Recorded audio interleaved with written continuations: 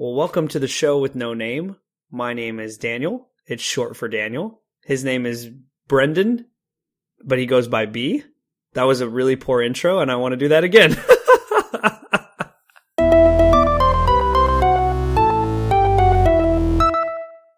Hey, and welcome to the show with no name. My name is Daniel. It's short for Daniel, and his name is B. It's short for Brendan.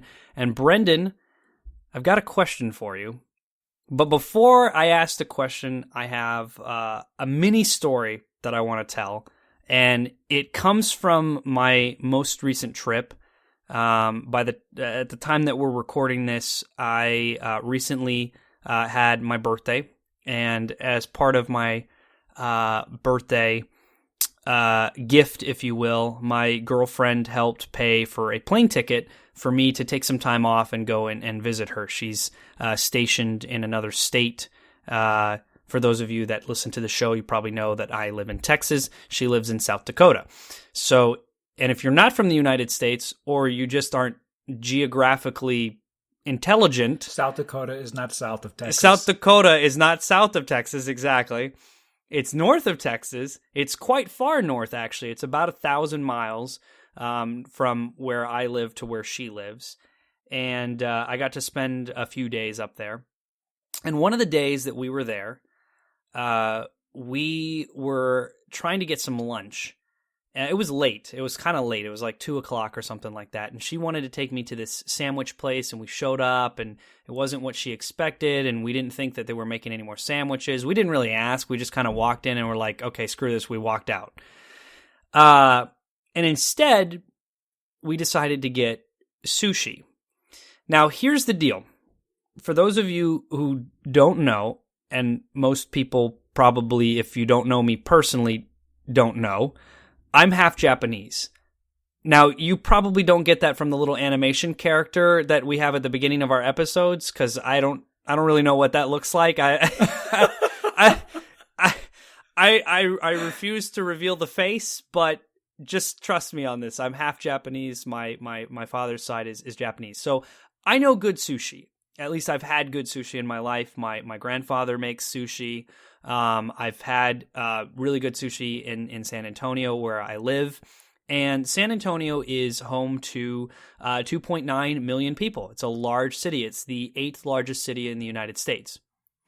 Where my girlfriend lives is near Sioux Falls, South Dakota, which is about 1/10 the size of San Antonio.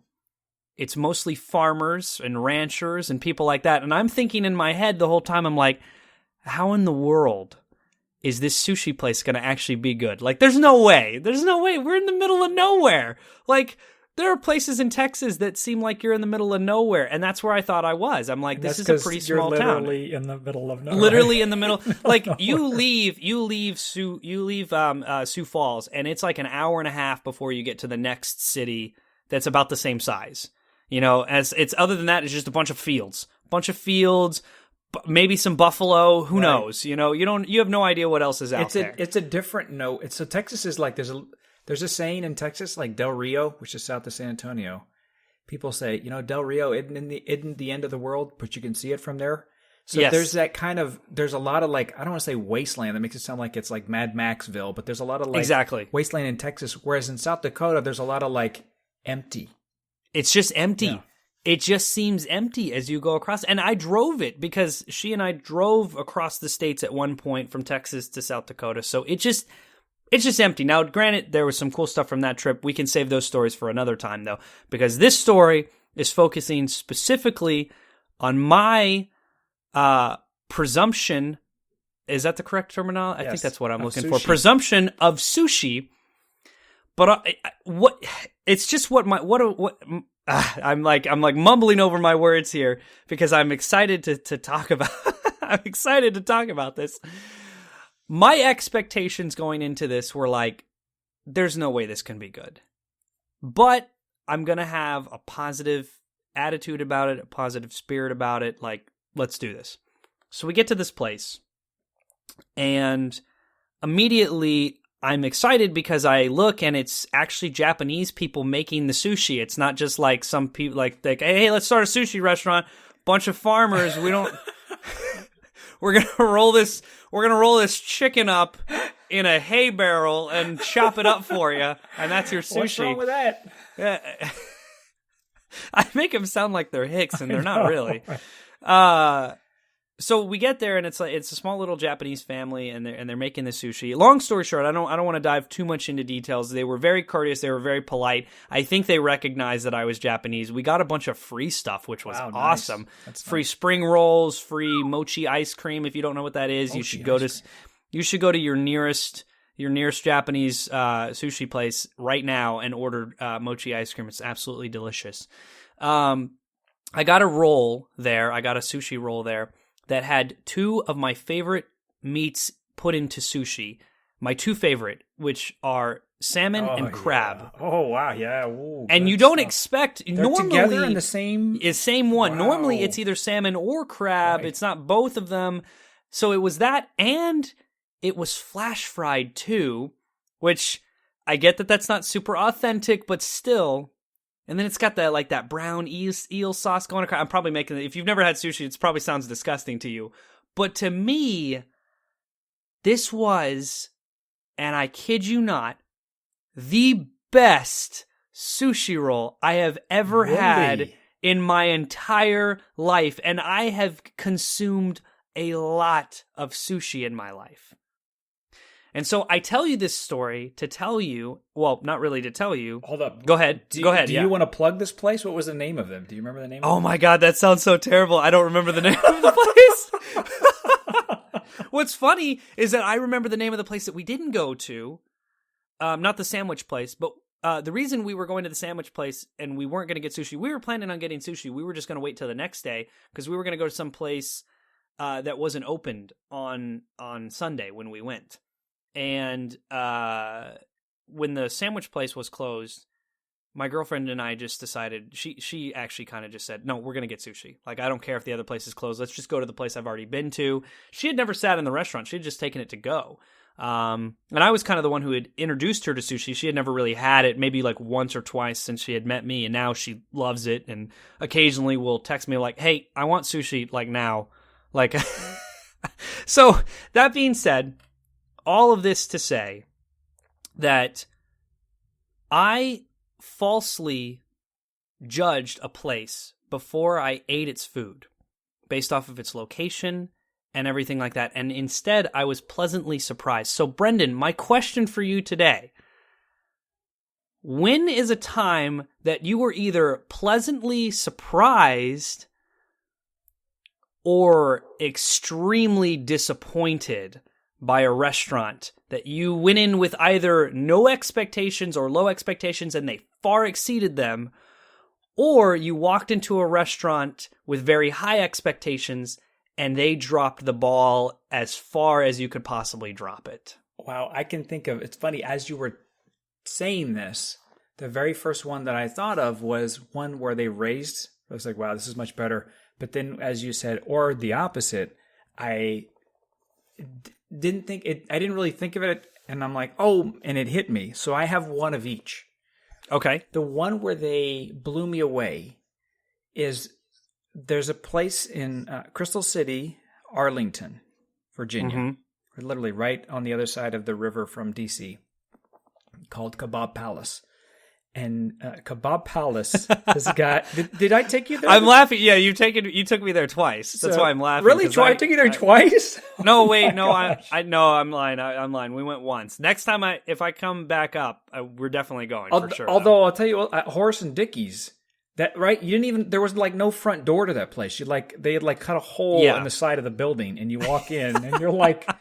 And right, it's like, did a bomb go off here or something? Yeah, like there was this hole in the wall. Like someone took a sledgehammer and just made a door. That's what it looks like. And it looks like a bomb went off inside. And you're just kind of looking around like, we're supposed to get food here? Yeah, it does so. But so they were good too. So that's another one. But so Kebab Palace, the first time I went, our friend, Adon, took me there. So I had been living in this area for, I think, 2 months. And he knew about it. He knew because he and actually your dad had been up here a couple times, and I think he took your dad to it. I don't recall. I don't remember if your dad knows anything about it, but Don knew about it and he remembered it, and so he was up here for business trip, and so he calls me. He's like, "B, I'll pick you up. We'll go out to eat." And I said, "All right, sure." So we're in the car. He's driving, and we're talking. And he's like, "B, we're going to this place called Papa. It is awesome. It's really like this stuff." And he says, "But you got to be careful because," and he kind of remembered where it was, but he didn't remember where. He goes, like, "I know it's in Crystal City, but I don't remember where." And he keeps cautioning me, "B, you got to be careful. You got to be right." So they have a line, and it's like Soup Nazi from Seinfeld. You just go in and you tell the guy your order that you want, what number that you want, and then you pay and move. Don't add anything to it. Don't try and screw the guy up, or don't sit there and go, "Well, I think maybe there. Hey, do you ask?" Don't ask. Just tell him and whatnot. I said, "All right, this will be interesting." So we find, especially knowing that you can't eat onions. Because yes, I feel like that would be my biggest fear. Exactly. Knowing that you're allergic to onions, going in there and just being like, and they're gonna throw onions all over the place. Spoiler alert: B is allergic to onions. Yes. I don't know. Yes, I don't know if that was part of the story, so I'm sorry if I spoiled that. No, it's not. Okay, it's good. Not, thank God. So we find a place to park. This place is, and it's small.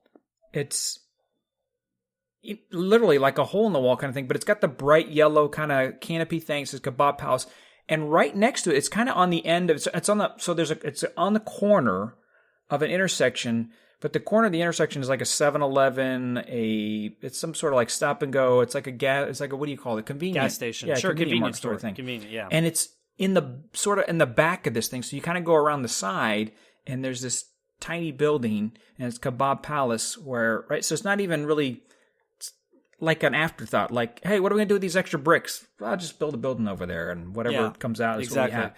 And then next to that... And use a sledgehammer to make the door when you're done. Right.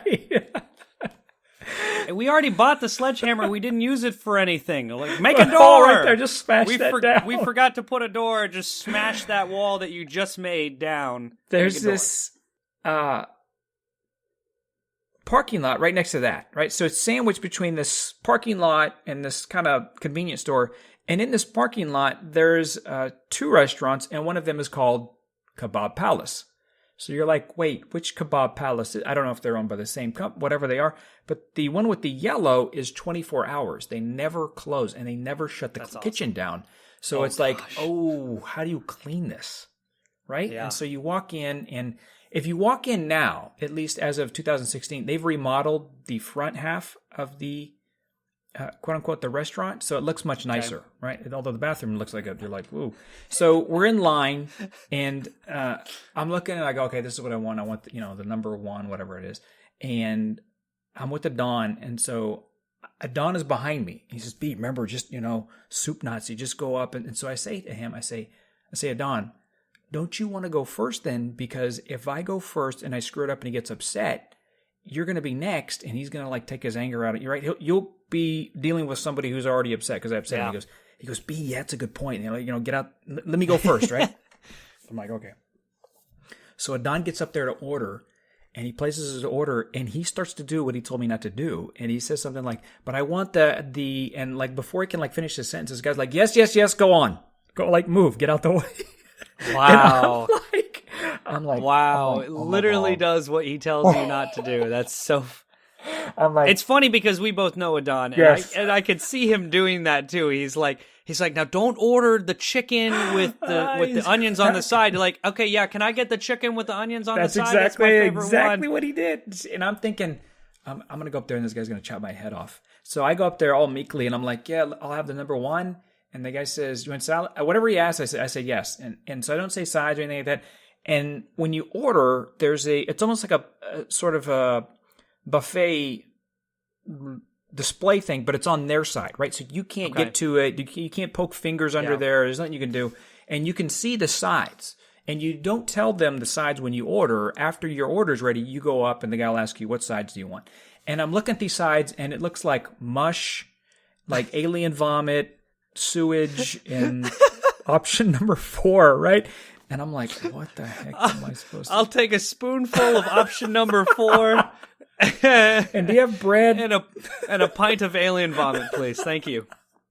So, and do you have bread? I want to sop it all up I together. know, just, that sounds great. Good stuff. So Don keeps telling me, "B, the chickpeas. The chickpeas are like the best. Get the chickpeas."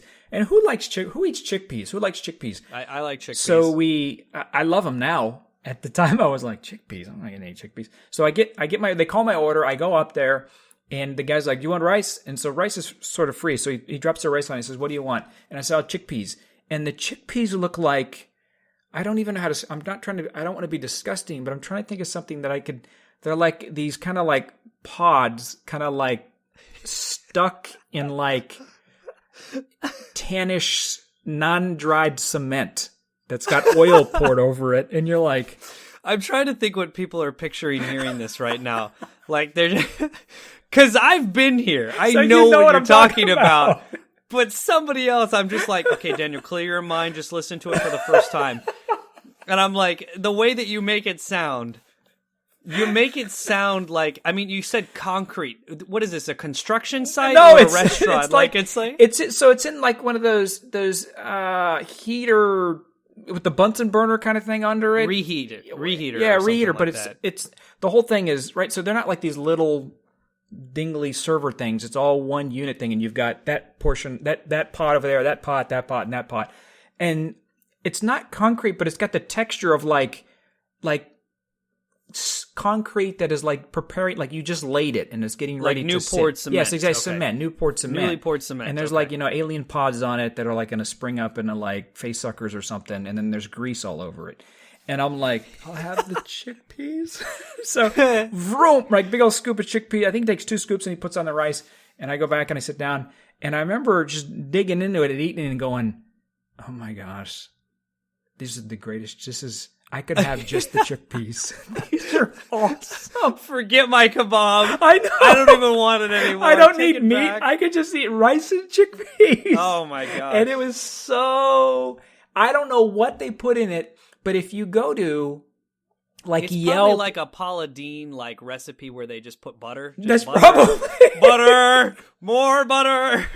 There we use plaster, alien pods, and grease and butter. If we have anybody listening outside of the United States, which I know you have one friend that listens from like the UK or something like that. Yes, Jonathan. Yes. They're probably thinking, God, these Americans, just everything grease and butter, just.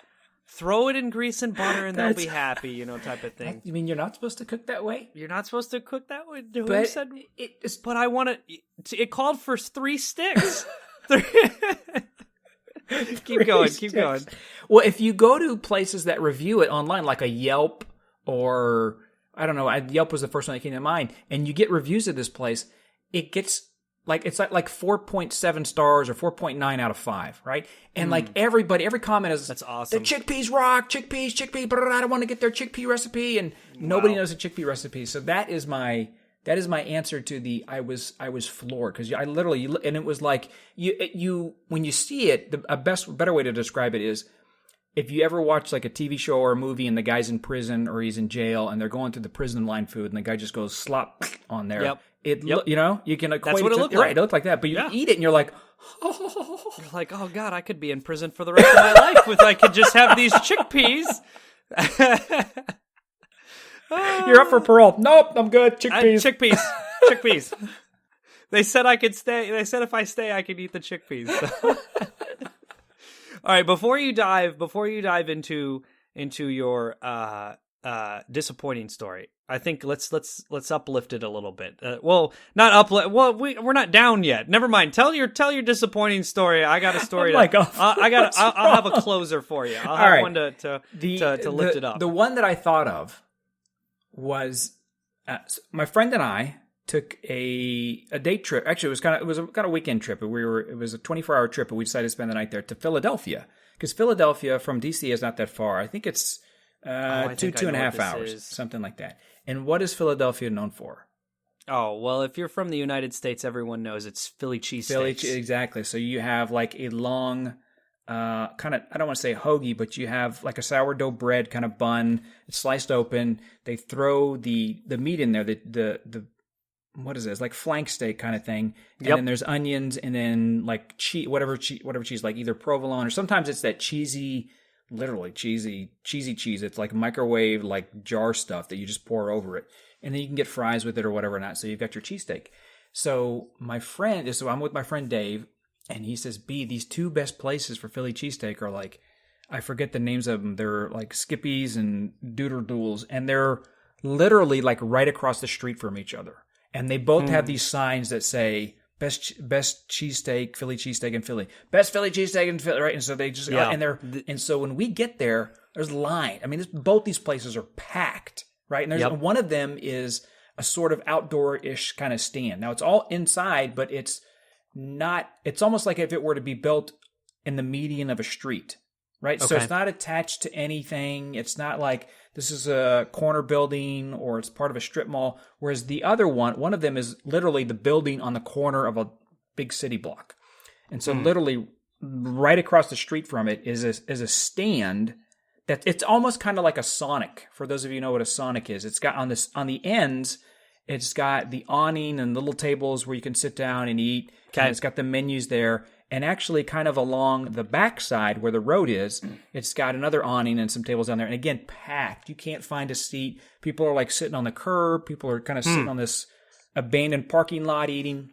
Yeah. And so my friend Dave says, B, these are the two best places, and from what I understand, this one is the better one. He goes, hold on, let me check it out first. And so he goes walking up and down, and I wait, and he goes, yeah, it's this one. He says, I remember we were here before. This is the one. And so I'm like, Philly cheesesteak. We're in Philly. Get a Philly cheesesteak. Got to get a Philly cheesesteak when you're in Philly. Heck yeah. So I'm in line, and we're looking, and it's the same thing, right? And there's these warnings on the signs, like, this is how you order. 1, state what you want. 2, state what kind of cheese.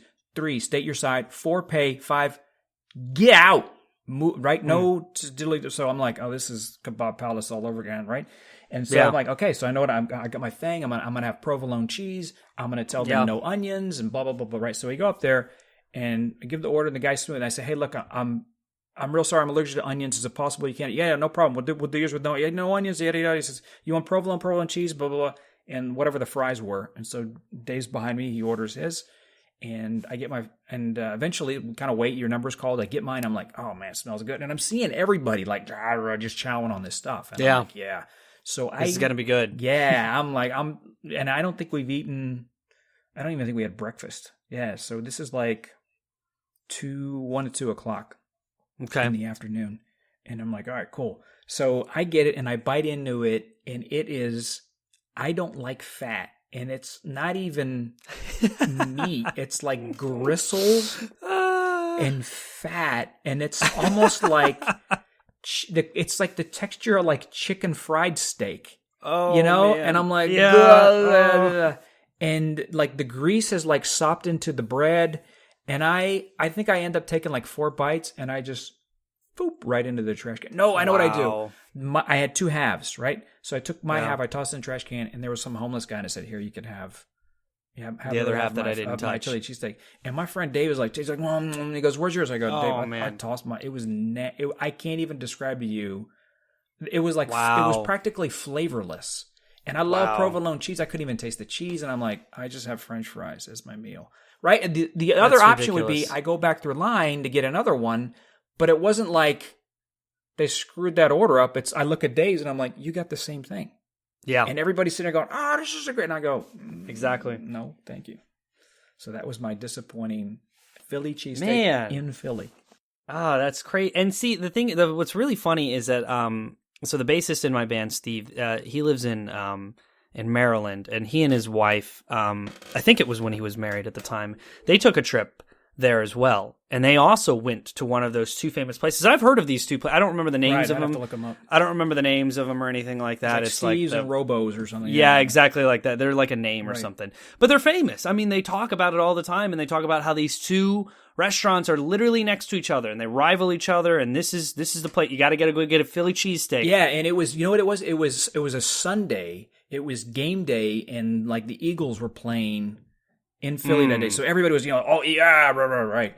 Yeah, everyone's all jacked up on football and whatnot. And wow, but my friend, like I said, my friend, same type of thing, goes there, gets it, is not impressed even in the slightest bit. Just like, what is this? This is like wet bread and, like you said, gristly meat, which just, I can't even fathom. And see, the thing is I love Philly cheesesteaks, and I'm glad you told this story. I'm not even joking because the whole time you were telling, I'm glad you told this story because I'm not even joking. The entire time I'm like, crap, what was my good story? I can't even remember. I couldn't remember it.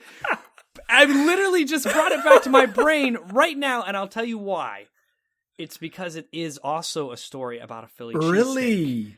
And I just realized it right now. I'm not even joking. We're talking the whole time, and I'm thinking, I'm like, I just told Brendan I got a great story, and you start telling this Philly cheesesteak story, and it's like, whoop, the story's gone. I don't remember what I was going to say. I was like, you're going to come back, and you're going to be like, so what was your good story? I went to McDonald's one time. I just like... All right, so yeah, here's McDonald's. my story. All of those things are automatically exempt from this. All right, so here's my good story. We'll finish with this. We'll finish with this one because this was it's not a long one, but it was definitely a good one. And it's definitely one of those times where I just didn't know what to expect, but I had to just trust in the fact that that the people who had reviewed the place before knew what they were talking about. And see, that's the thing is that I feel like nowadays in the day and age that we are in now, people look at reviews before they go to restaurants. I'm not that type of person. I try not to look at reviews before I go places, unless I just have nowhere to go. And the reason I try not to do that is because there are some places that I eat at that have like a 2.5-star rating overall. And I'm like, I don't care what other people think, because to me, that's a 5-star place because they have that one drink or that one appetizer or that one meal that just kicks everything out of the park. And here's the thing. If they make one good thing good, and that's what I'm going there for, then who cares if the other stuff sucks? Like, and if other people don't like it, good. It means less crowds. It means I don't have to worry. Like, I don't have to wait in line to get the thing that I want. Like, we go to these places. There's some of these restaurants that I go to that I love, and they're really popular, and it takes forever to take a seat. And you're like, oh, don't worry. When you sit down, it'll be worth it.